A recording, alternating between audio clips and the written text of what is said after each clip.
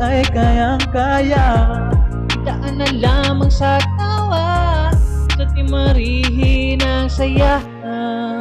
Magbigayan sa isa't isa, magmahalan sa isa't isa.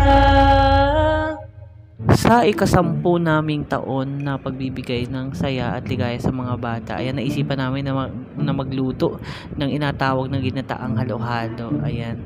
At talaga naman, tinarget namin na puntahan ang Barangay Bantay. Ayan, Sitio Ingas ang aming paruunan dahil sabi ng nakausap namin kagawad or opisyalis ng barangay ay hindi pa raw sila nakakapag-feeding program doon sa Sitio Ingas, Bantay, Buwak. Kaya naman kami nabiyahin na, tayo ka raw paruunin na natin, anya.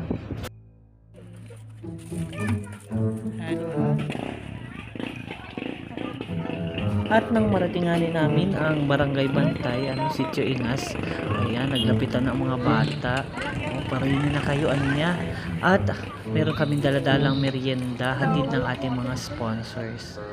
Sana ay mabusog namin ang mga batang are. Ayan, nakangiwit naman. Mga bata.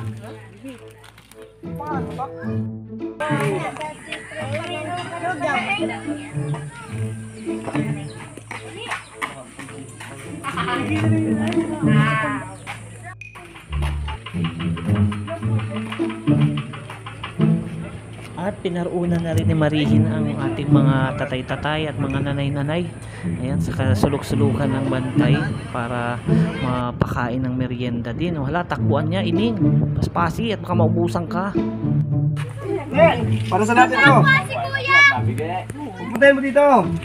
Beta rito. Wala kayo magmasabi. Ako mismo ang nag-ano. Ang lasa to? Sarap to? Ha? Kain? Sarap. Ito, mahingi. Apit ko santa. Uy, bata ka doon. Poy poy. Poy poy. Sarap yun. Okay. Balik na na pa. Palibre, 20 pesos pa nakakatalwa na. Ano na po wala? Ako po ko yun eh. Madali nung basa.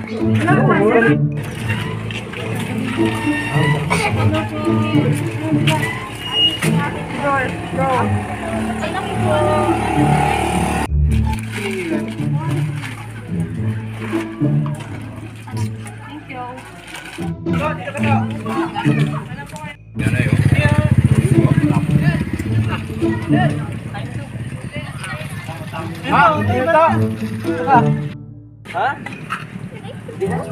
Oy, kaling surrender. Kaling.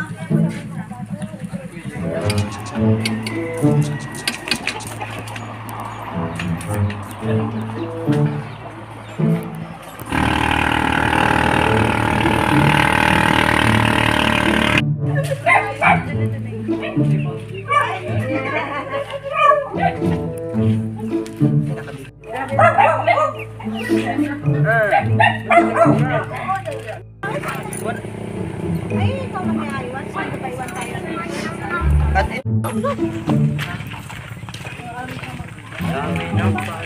Tuloy na tayo sa pangat.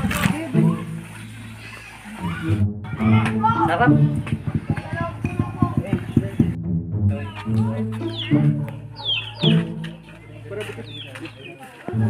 Kasi meron na po.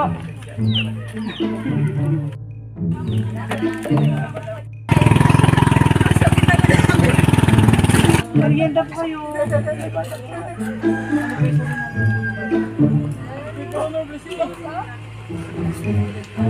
Tayo po kayo dito.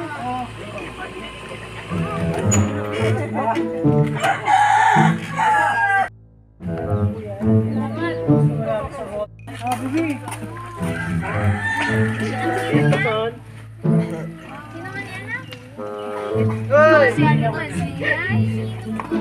Ang nakagawin ka.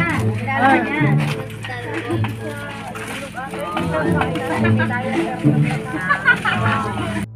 Masayang-masaya ang aming puso na makita ang mga bata na talaga namang nag-merienda, at habang nagkainan ay nakangiwit, ayan. talaga naman makikita mo sa kanilang mga mukha na sila ay masaya na magkaroon ng kaunting pagkain. Sa aming mga sponsor, maraming salamat. Abangan nyo po muli ang Team Marihin sa inyong lugar. Aba, saan kaya naman kami maparoon?